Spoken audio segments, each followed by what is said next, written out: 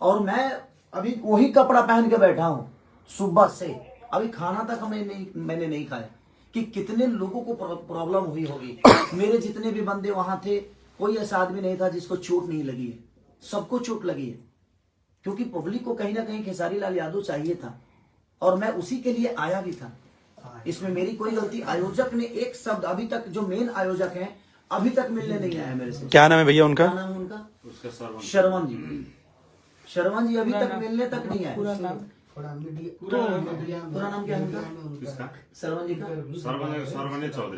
श्रवण चौधरी। तो श्रवण चौधरी अभी तक मेरे से मिलने तक नहीं आए। हम लोग सारे लोग अभी तक खाना तक नहीं खाए। सुबह सब लोगों ने नाश्ता करके और कार्यक्रम के लिए जा रहे थे लोग। और जनता, अब जनता की नजर में ये चीजें लग रही है कि मैं आया नहीं।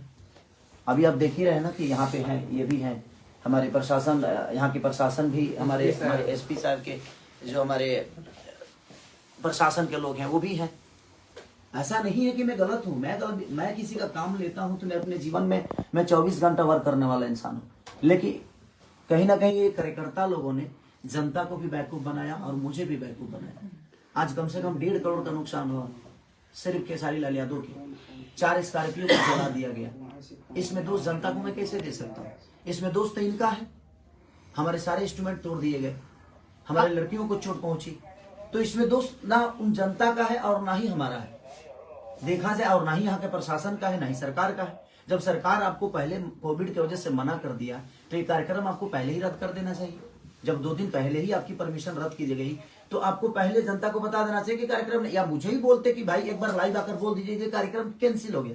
जैसे आप अभी कोविड तो नेपाल और इंडिया दोनों तरफ ही एक ओमिक्रॉन का जो एक संक्रमण है एकदम तीव्र रूप में आगे बढ़ रहा है। तो जैसे आप लोग का एग्रीमेंट हुआ उस समय आपने नहीं पूछा था कि मतलब इस ढंग का? देखिए मैं बोला भी था, इन लोगों से बोला भी था कि क्या कोविड का कोई प्रॉब्लम तो नहीं है ना? तो नहीं सर, वहाँ परमिशन हमें मिल गया। तो जब सरकार परमिशन इनको कार्यक्रम के लिए दे दिया तो मैं भी निश्चिंत हो गया कि हो सकता है कि वहाँ इतनी महामारी नहीं होगी। तो मैं क्लियर हो गया कि जब सरकार का लेटर मेरे पास, प्रशासन का लेटर ऑलरेडी आ गया कि हाँ परमिशन है, कार्यक्रम होगा। इन लोगों ने मुझे यही बोला था कि मेला का कार्यक्रम है, ये नहीं बोला था कि टिकट काट रहे हैं। ये नेपाल में आपका आगमन पहली बार है या कितने? नहीं, मैं ये तीसरी बार आया हूँ। मैं विराटनगर, खास करके विराटनगर में पहली बार आया। बाकी वीर और गंज में बहुत बार आया हूँ। 1-2 बार ऐसे भी आया हूँ और 1-2 बार कार्यक्रम कर। जैसे आप बता रहे हैं 1.5 करोड़ करीब का सामान आपका जो नुकसान हुआ, तो अब क्या इसके बाद क्या आप? इसके बाद लोगों के अंदर जो छवि मेरी बर्बाद हुई, लोगों के दिमाग में तो ये बैठ गया ना कि मैं नहीं आया। देखिए, एक मैं अपने जीवन में अपने सभी के लिए हमेशा काम करता हूँ और हर आदमी करता है, लेकिन किसी और के वजह से जनता को परेशानी हो। मैं आज तक जनता को परेशान करने वाला कोई काम नहीं किया। मैं मनोरंजन करने वाला आदमी, हमेशा उनको खुशी देने का काम करता हूँ। और आज इन लोगों की वजह से लोगों के नजर में मेरी छवि खराब हुई। लोगों की नजर में लगा कि खेसारी लाल यादव आया ही नहीं, जबकि सुबह 7 बजे से मैं होटल पे हूँ, 8 बजे से। अब इससे आपका एक जो फैन फॉलोइंग है उसको भी जनता को हकीकत पता चलेगा तो जनता बेवकूफ थोड़ी है। और जनता ने जो किया है वो भी वो अपने हिसाब से बिल्कुल सही है। मैं कुछ जनता को मैं गलत नहीं बोल सकता, क्योंकि गलत तो इन लोगों ने किया कि इन लोगों ने परमिशन नहीं रहने के बावजूद भी मुझे बताया तक नहीं तो मैं सुबह आया जरूर। मैं बिना कार्यक्रम किए मैं लाइव आ जाता कि प्रशासन की वजह से कार्यक्रम रद्द हो गया है, आप लोग नहीं आइएगा कार्यक्रम में, तो लोग नहीं आते। लेकिन इन लोगों ने बताया ही नहीं। सर उस पर साइन भी करना होगा ना। हाँ, तो वो सारी चीजें। तो और अभी कार्यकर्ता में एक आदमी आया और वो सुबह से मेरे साथ यहाँ पे थे, लेकिन अभी वो गायब हो गए। ये है सुमित जी नाम है उनका। वो भी गए थे, रिसीव करने वही हमें बॉर्डर से हमें अंदर किए। तो मेरी इसमें गलती 1% की नहीं। व्हाट्सएप लोकेशन से लेकर हर डिटेल वही दे रहे थे हम। और सुबह 7 बजे भी हमें नहीं बता रहे हैं कि प्रोग्राम कैंसिल हो गया है सर, प्रशासन ने मना कर दिया है, सरकार ने मना कर दिया है। इन लोगों ने गुमराह रखा हमें गुमराह किया कि नहीं आप आइए कार्यक्रम होगा। तो आपका आगे का जो अब इसके बाद का क्या आपका क्या करेंगे? क्या देख रहे थे कुछ चीजों से लेते हैं आप? इसके बाद जैसे आपका क्षति हुआ, आपका एक हिसाब से क्षति तो आयोजक ही देगा ना। क्षति जो हुआ है गलती इनकी है, इनको तो पूरे जनता का पैसा लौटाना चाहिए। जनता की क्या गलती है भाई?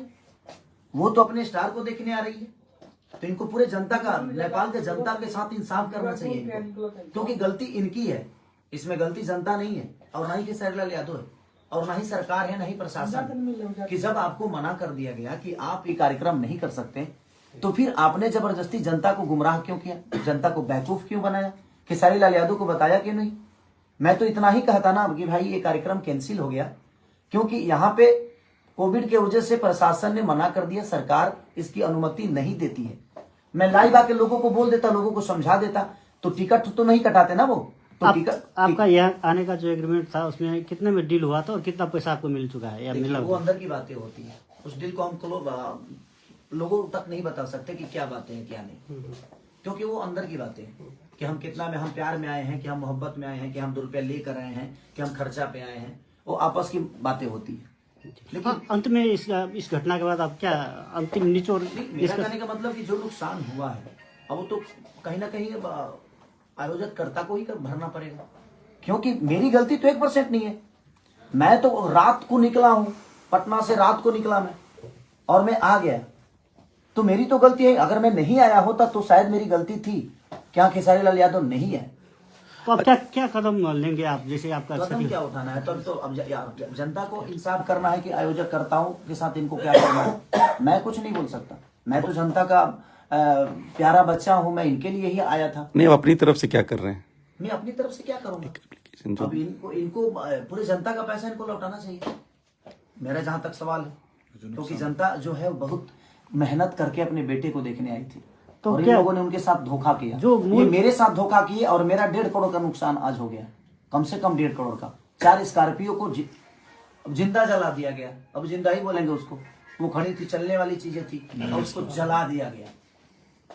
हमारे इंस्ट्रूमेंट जो बजाने वाले थे, बैंजो हो, कीबोर्ड हो, पैड हो, ढोलक, नाल, तबला, कोई चीज नहीं बचा। अच्छा भैया, 10 बजे जब आप रेडी होके वहां के लिए निकलने वाले थे और प्रशासन यहाँ पे आ गई और आपको वो जाने नहीं दिए, तब क्या ऑर्गेनाइजर्स आपके पास आए थे? नहीं आए मेरे पास, ये लोग गेट के बाहर खड़े थे लेकिन आए नहीं। आप क्यों नहीं आए थे भाई साहब, ये बताएंगे आप प्लीज? म त यहाँ आएकै हो, जुन चाहिँ हामीलाई गर्नु हिंदी में बोलिए, पूरी पब्लिक हिंदी में। हिन्दी उतना बात बोल्ने जितना बोल सकते उतना ही बोलिए, जितना बोल सकते उतना बोलिए। खेसारी भैया को लेने जब 12-1 बजे के समय में 1 बजे कहाँ आ पाए थे? सुमित जी एकदम यहाँ 9:30 बजे आ गए थे, यहाँ से लेके गए पंकज। ठीक है, बोलने नहीं, हम 12-1 बजे आए। हाँ ठीक है, आप खेसारी भी लेने म्यूजिशियन हमारे चले गए थे। हाँ, जब यहाँ पे प्रशासन ने रोक रहा बात है, जाके उसको खेसारी भैया के लेकर जाएंगे, 10 मिनट भी थोड़ा प्रोग्राम दिखाना है बोल के यहाँ पे आए। और भी विशेष बात हुआ, उनसे बड़ा क्या बोलता है, मेयर साहब ने बात किया कहाँ फिर भी हम लोग का दे देगा कि जाने के लिए। जब करते करते कोई बस नहीं चला तब तोड़ फोड़ शुरू होने लग गया।